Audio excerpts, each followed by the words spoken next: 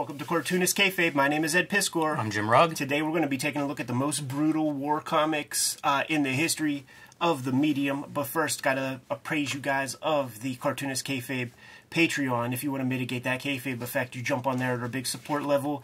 It even gives you the opportunity to hang out with us in a chat room while we stream these videos live. And you get to see these videos before anybody else in that case. The videos are also brought to you by the books that we make, and before you see the bibliography of our works out there. I have a new Red Room series coming out in 2023, Crypto Killers, and you can pre-order that now at your comic shop. It's going to be coming out, I guess, within 3 months of this recording, if that's how that game works. Jimmy has Street Angel Deadliest Scroll Alive, Plain Jane's Hulk Grand Design Treasury Editions coming out end of February. Get your hands on that.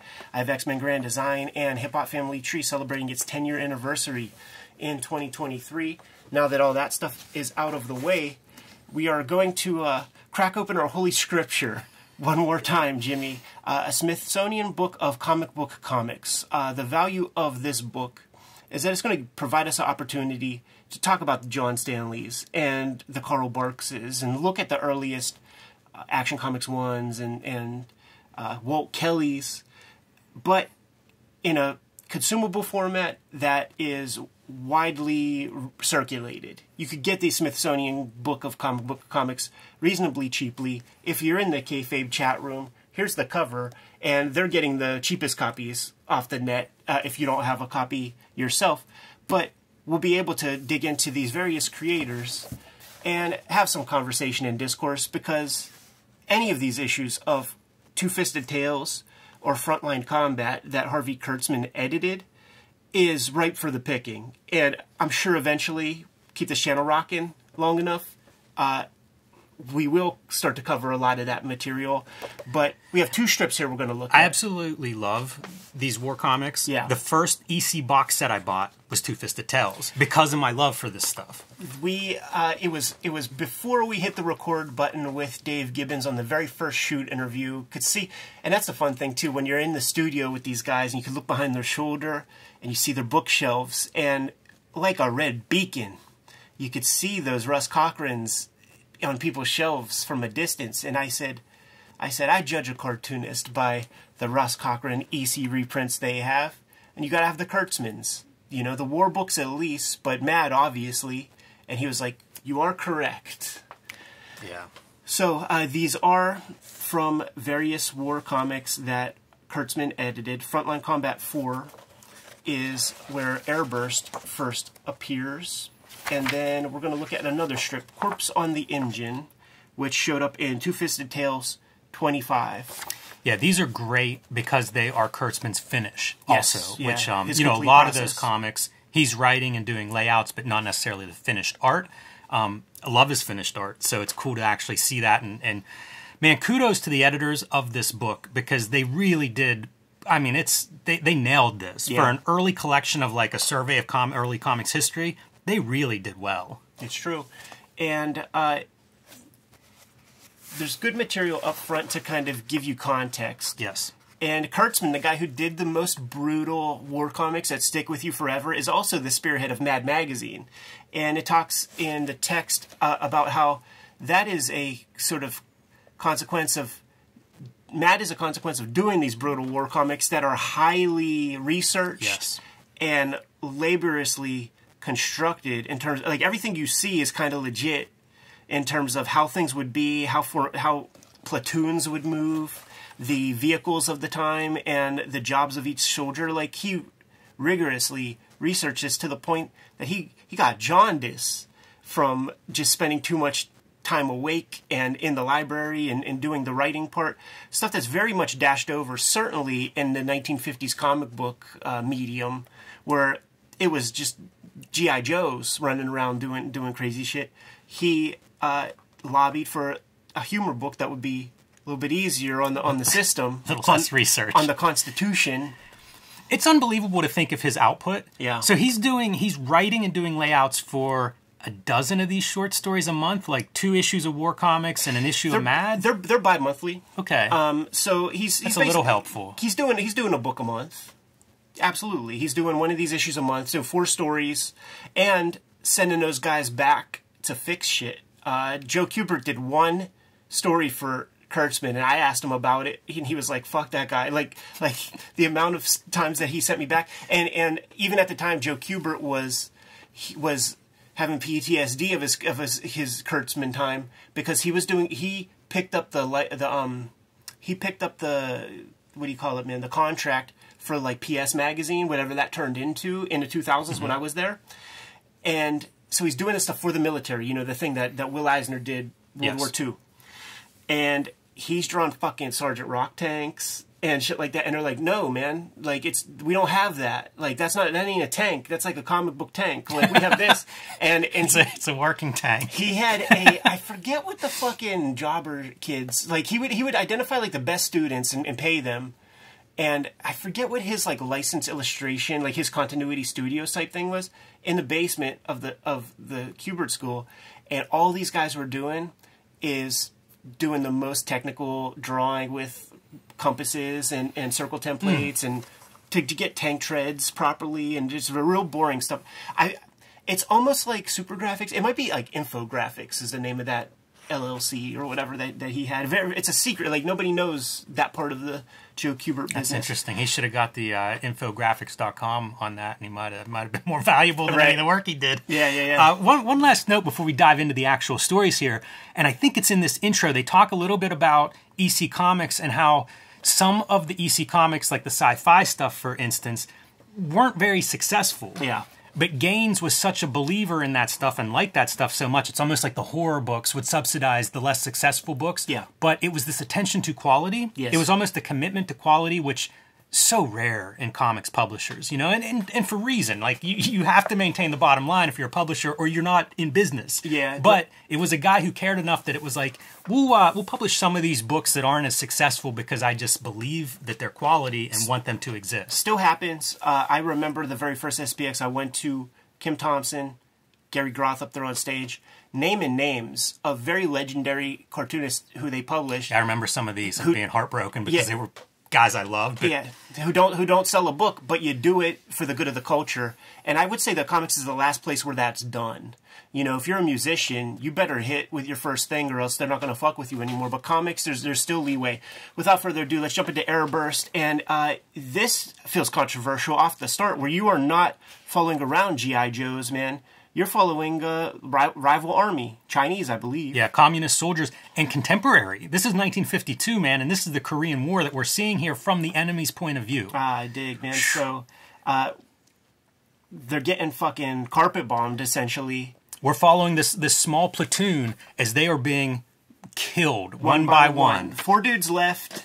Kurtzman is always good for his infographic stuff, where they're setting up traps, and you're seeing it laid out really, really well. Very clear. Very clear.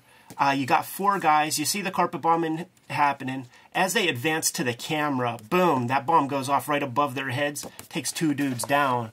We got 1 doofus left and 1 reasonably adept soldier left. They call him Big Feet, so that's a good piece of physiognomy. Like you're a big goober. You know, it's Gomer Pyle from fucking... And it'll come back. It all comes back. There's so much economy in the story. I love this story, too, because it's almost all told with dialogue as opposed to, like, captions, which a lot of EC comics are very caption-heavy. But here it feels very personal, and that's perfect for this story, because we are watching human beings suffer through a war zone. Look at this fucking 1950s camouflage, baby. These poor bastards. It's a miracle that the body counts weren't even bigger with that stuff. You see the advancing airplanes. You see the gunfire, and our guy Bigfoot, he's flaking out, starts to run, kills the sort of more senior member of the squad. So now Bigfoot's the only dude left, but he has a little bit of compassion. He's not so chicken that he won't try to save his guy who is still alive. And it speaks to that thing you said at the beginning, Ed, of like showing this from the enemy point of view. Like, it's humanity. It really is. Like, this guy doing the right thing. Yeah. Very easy to relate to. You know, like, outside of whatever politics are involved in this war, what you're watching is just a young dude that's, like, scared for his life, watching his peers being blown up and mortally wounded. I mean, it's real easy to relate to these. Imagine the balls also, where you have a Joe McCarthy like witch hunting anybody who is against the party line, and you're putting these kind of comics out, makes you wonder, is this maybe some of the stuff that was the impetus for the real reason behind these Senate subcommittee things, man? I just saw, I read a summary of a book, and it talks about the government influence on comics as propaganda at this time period, but also the stuff that they were coming down on. You know, it was like two sides of the government being like, okay, do more of this, we don't want this. Right. And I mean, you got to wonder where a comic like this would fall under that sort of scrutiny. But to Kurtzman's great strength as a storyteller, like you pointed out these airplanes, it's so clear, again, far away, medium shot, closer. You could be illiterate and read this comic. Absolutely. And just playing with the dynamics of the panel sizes, when the guy gets mowed down by the gun turrets, you get a bigger piece of a moment. Like, these are syncopated rhythms. Boom, boom, boom. And then you got boom with this bigger panel. Because it is a more weighty scene. Yes. Our guy Bigfoot here throws on the camo once again. That was already established. The damn planes see him. Mm-hmm. So they're dropping leaflets. Yeah, not bombs this time. Yeah, leaflets on their head. Which, if you want to go American propaganda, look at G.I. Joe doing the right thing. He ain't just mowing down a dude. There you go. But these leaflets are not without purpose. These are for surrender. You hold up these papers, and it's basically a white flag, which is punishable by death on the enemy side. Right, and it's all explained here, man. If we get caught by one of our leaders with one of these things, we're done. But he says, fuck it. I'm done, man. All my homies are toast. Yeah, you mentioned brutal, Ed, again and again with these comics. This might be one of the most brutal comics, period, I've ever read. It sticks with you forever. Everybody's dead except for his last guys dying on his shoulders. And he's stuck with the decision of, well, do I just stand here and be shot by airplanes and bombed to death? Or do I surrender against my country, and if I get caught with that, I'm killed by my countrymen? Like, awful. The book Catch-22 is a wartime novel, full of that kind of philosophy and story mechanics. It is an EC comic, so you got to have your O. Henry joint, and we saw them establish that sort of tripwire bomb a bit earlier. Our guy Bigfoot, in haste, running towards the Americans to surrender, goes through their tripwire, fucking explodes as the Americans advance. And you just see their fucking brutal remains. It's not grisly in terms of the imagery. You're not seeing body parts and legs and feet and things like that. Like, this is what you're getting. Props to the color in all of these comics. Very good color in this probably story. Marie Severin, but I would bet that Kurtzman, he seems like a very type A guy. Probably had some influence on that. I look at the explosion panel, dude, and I think about your the design idea of, like, if you introduce a color, use it 3 times, and looking at, the 3 or so uses of white as an accent on the focal point imagery. In a 6-page story, I am always so impressed by the short story. The economy of the short story, if done well, to me is my favorite version of a story. And I'll tell you, man, he tells an epic in 6 pages here. Yeah, even told well. Like, you have to write that differently than you would something more decompressed, and you have to use a little bit more dialogue to advance some things at this level. Got to establish that the guy's a boob. Got to establish a lot of things, and had to have setup and payoff. That's you gotta figure that out, man. We took that screenwriting course, and one of the lessons was, like, don't have something happen on page 14 if it pays off on page 15. Like, you gotta build that in much earlier. Corpse on the Engine from Two Fisted Tales 25. We looked at this artwork at a microscopic level in one of the artist editions, either EC Volume 1 or 2. Yeah, the other video I would point you all at is there's a Harvey Kurtzman kind of biography monograph that we looked at in the past, and has a bunch of his layouts, including, I think, a page or 2 of layouts from this story. And you really see a storytelling in those layouts. I was looking at them this week because I was doing layouts for a story, and I was looking at those in the Dan Clowes caricature layouts. Yeah. But the Kurtzman layouts, man, they're almost as good as these pages. Absolutely. There is and this is also an example of where the caption dialogue, the words are not really just explaining the pictures. Like, you're getting a lot more context. You're getting a lot more humanity in the verbiage, and then you're seeing this grisly stuff happening. Obviously, there will be parts where, you know, the caption will be calling out ammunition boxes, ration cases, shell tubes, and you see all those things, but it's just setting you up for the rest of the issue, the rest of the story. And check this out. We probably called this out on the artist edition. You got the white water, and like the black is the focal point in the sea of negative space.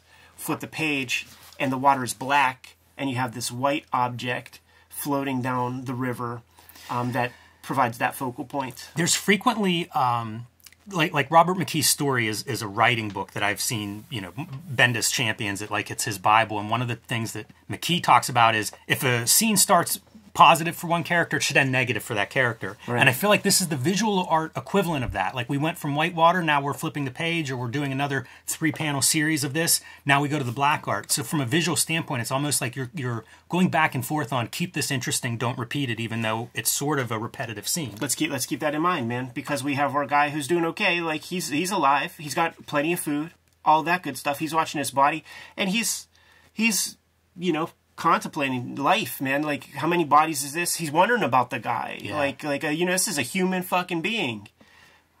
How did he get mowed down? Having his rations, eating, enjoying life. You establish the bush in this panel, and then guess what? There's a guy in there. So his life is about to change. This is one of those kind of, it's a little wonky, because like he's supposed to be eating, but Kurtzman's trying to sell us on the eating, has the head turned, but it looks like he notices the guy, but the dialogue suggests he doesn't, and look at the surprise, you know? So that's a weird piece right there. It is. Some of this stuff's hard to do. You're doing almost multiple moments and switching point of view. Like, it's pretty complex. Yeah. Just an exact side view would have been enough. Our guy who's hiding in the bush, man, he's hungry as fuck. So this is a ravenous guy. You know, like this dude, he wants your food. He wants everything.